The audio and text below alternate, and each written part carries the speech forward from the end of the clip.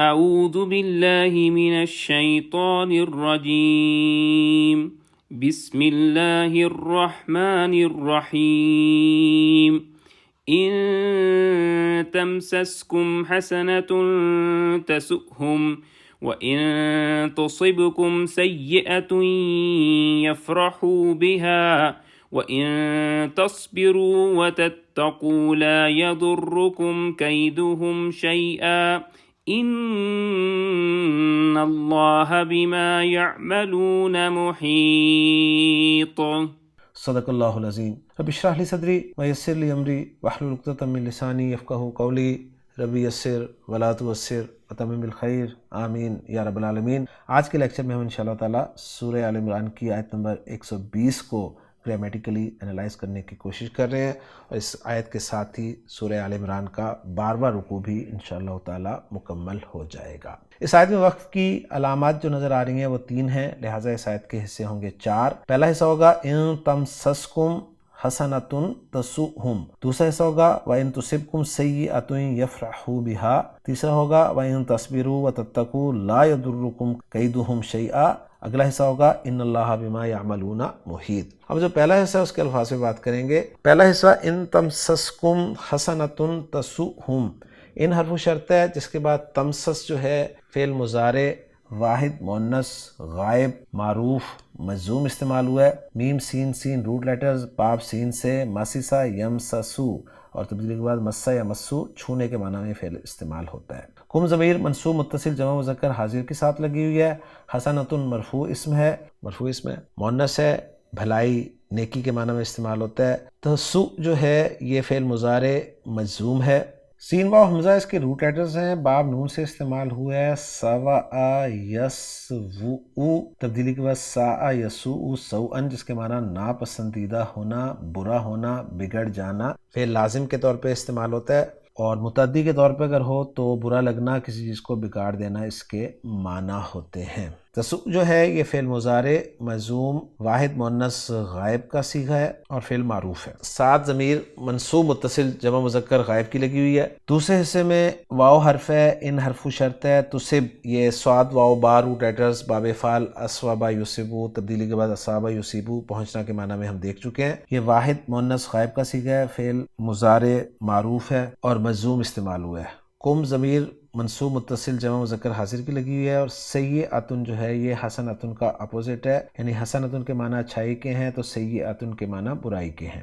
یفرحو فعل مضارع مجزوم استعمال ہوا ہے، معروف ہے، فعل جمع مذکر غائب کا صیغہ ہے، فارحا اس کے روٹ لیٹرز ہیں، باب سمیع اسموں سے استعمال ہوتا ہے، فریحا یفرحو خوش ہونا کے معنی میں۔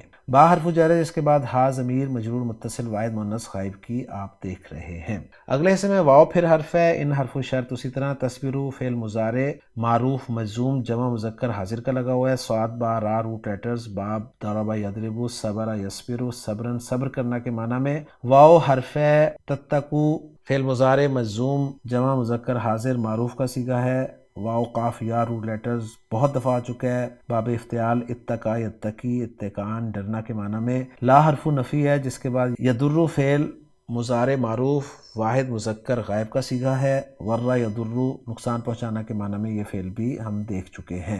ساتھ جو ضمیر لگی ہے کم ضمیر منصوب متصل جمع مذکر حاضر کی ہے، قید کا لفظ مرفوع ہے جس کے ساتھ ہم ضمیر مجرور متصل جمع مذکر غائب کی لگی ہوئی ہے۔ شیئن جو ہے یہ منصوب استعمال ہوا ہے، اور جو آخری حصہ ہے اس آیت کا وہ ہے ان اللہ بما یعملون محیط، جس میں نا حرف حروف مشبہ بالفعل ہے، اس میں جلالہ منصوب آپ دیکھ رہے ہیں، با حرف جر ہے جس کے ساتھ ما اس میں موصول ہے، جس کے بعد یعملون فعل مضارع معروف جمع مذکر غائب کا صیغہ ہے، عین میم لام روٹ لیٹرز باب سین عمل یعملو عملا عمل کرنا کے معنی میں، اور محیط جو ہے یہ صیغہ اسم الفاعل ہے، احاطہ یحیطو احاطتن سے، باب فعل ہا واو اور تا روٹ لیٹرز گھیرنے والا اس کے معنی ہوں گے۔ تو الحمدللہ جی الفاظ پہ بات مکمل ہو گئی ہے، اب ذرا جملوں کے اعراب کی طرف چلتے ہیں۔ پہلا جملہ مستانفہ ہم قرار دے دیتے ہیں۔ ان حرف شرط ہے جس کے بعد دو جملے ہوں گے، ایک شرط ہوگا ایک جواب الشرط ہوگا، اور اگر دونوں جملوں میں فعل مضارع استعمال ہو تو وہ دونوں فعل مضارع مجزوم ہوں گے۔ لہٰذا آپ دیکھ رہے ہیں کہ تمسس مجزوم استعمال ہوا ہے، تمسس فعل ہے، کم مفعول بہ ہے، حسنۃ فاعل ہے۔ گویا فعل اپنے فاعل مفعول بہ سے مل کر جملہ فعلیہ ہو کے شرط ہو گیا، جس کا جواب الشرط تسؤہم ہے، جس میں تسو فعل با فاعل ہیا ضمیر مرفوع متصل اس کا فاعل ہے، اور ہیا کی ضمیر جو ہے وہ حسنۃ کی طرف لوٹ رہی ہے۔ ہم مفعول بہ کی ضمیر ہے، فعل فاعل مفعول بہ جملہ فعلیہ ہو کے جواب الشرط، اور شرط اپنے جواب الشرط سے مل کر جملہ شرطیہ۔ ترجمہ کریں گے، اگر تمہیں کوئی بھلائی پہنچے تو وہ بری لگتی ہے انہیں۔ دوسرا جملہ وَإِن تُصِبْكُمْ سَيِّئَةٌ يَفْرَحُوا بِهَا واو عاطفہ ان اسی طرح حرف شرط، تصب فعل کم مفعول بہ، سیئۃ فاعل فعل فاعل مفعول جملہ فعلیہ ہو کے شرط، جواب الشرط یفرحوا بها، یفرحوا فعل با فاعل، واو ضمیر مرفوع متصل اس کا فاعل ہے، اور بہا جار مجرور متعلق یفرحوا فعل کے۔ یفرحوا فعل اپنے فاعل اور متعلق سے مل کر جملہ فعلیہ ہو کے جواب الشرط، شرط جواب الشرط مل کے جملہ شرطیہ۔ ترجمہ کریں گے، اور اگر تمہیں کوئی برائی پہنچے تو اس کی وجہ سے وہ خوش ہوتے ہیں۔ تیسرا جملہ بھی جملہ شرطیہ ہے، وَإِن تَصْبِرُوا واو عاطفہ ان حرف شرط، تَصْبِرُوا فعل با فاعل، واو ضمیر مرفوع متصل، واو عاطفہ ہے، تتقوا پھر ایک جملہ فعلیہ ہے، فعل با فاعل، واو ضمیر مرفوع متصل اس کا فاعل، گویا تَصْبِرُوا معطوف علیہ، تتقوا معطوف علیہ اپنے معطوف سے مل کر یہ شرط بن گیا۔ ترجمہ کریں گے، اور اگر تم صبر کرو اور ڈرو، یعنی اللہ سے ڈرتے رہو، تقوی کی روش اختیار کرو، تو جواب الشرط آ رہا ہے لا یضرکم کیدہم شیئا۔ لا نافیہ، یضر فعل، کیدہم مضاف الیہ ہو کر فاعل، اور کم جو ہے یہ مفعول بہ، اور شیئن جو ہے مفعول مطلق قرار دے دیتے ہیں، کیونکہ منفی جملے میں شیئن جب آتا ہے تو عام طور پہ مفعول مطلق ہی بنتا ہے، یعنی شیئن من الضرر۔ پھر فعل اپنے فاعل مفعول بہ اور مفعول مطلق سے مل کر جملہ فعلیہ ہو کے جواب الشرط، اور شرط جواب الشرط مل کے جملہ شرطیہ، اور شرط کا ترجمہ میں کر چکا ہوں، جواب الشرط کا ترجمہ ہوگا ان کی چال تمہیں کچھ بھی نقصان نہیں پہنچائے گی۔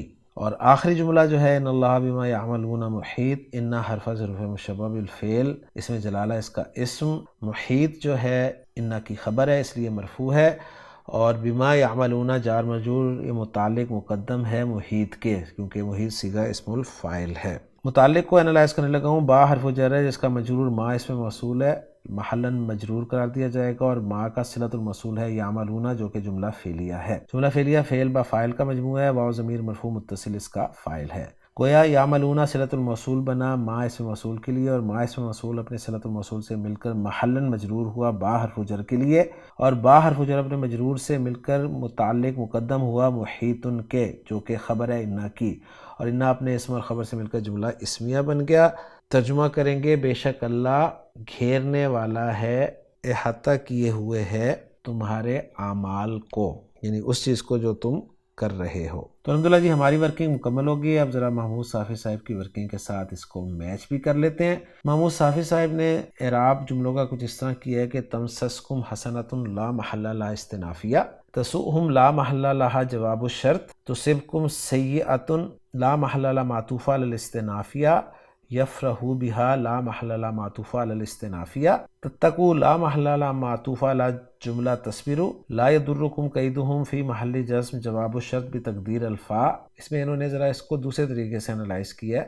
جملہ ان اللہ محیطن والا لا محل لہا استنافیہ، اور یعملون والا لا محل لہا صلۃ الموصول اسمی، یا ما کو مصدریہ قرار دیا جائے تو پھر صلۃ الموصول حرفی بن جائے گا۔ اس میں تھوڑی سی گڑبڑ مجھے یہ لگ رہی ہے کہ یفرحوا بها کو انہوں نے لا محل لہا معطوفہ علی الاستنافیہ قرار دیا ہے، یہاں پر ہونا چاہیے تھا تصبروا والا جملہ، اور یہ جو یفرحوا بها والا جملہ ہے یہ ہونا چاہیے تھا لا محل لہا جواب الشرط جازم غیر مقترنۃ بالفاء۔ تو یہ ٹائپنگ کی مسٹیک ہی ہے میرے خیال میں۔ اب دیکھ لیتے ہیں جی اس آیت کا ترجمہ۔ اس آیت کا ترجمہ کچھ یوں کیا گیا ہے کہ ان تمسسکم حسنۃ تسؤہم، اگر تمہیں کوئی بھلائی پہنچے تو انہیں بری لگتی ہے، وان تصبکم سیئۃ یفرحوا بها، اور اگر تمہیں کوئی تکلیف پہنچے تو اس پر خوش ہوتے ہیں، وان تصبروا، اگر تم صبر کرو، وتتقوا، اور ڈرتے رہو، لا یضرکم کیدہم شیئا، تو ان کی خفیہ تدبیر تمہیں کچھ نقصان نہیں پہنچائے گی، ان اللہ بما یعملون محیط، بے شک اللہ وہ جو کچھ کرتے ہیں اس کا احاطہ کرنے والا ہے۔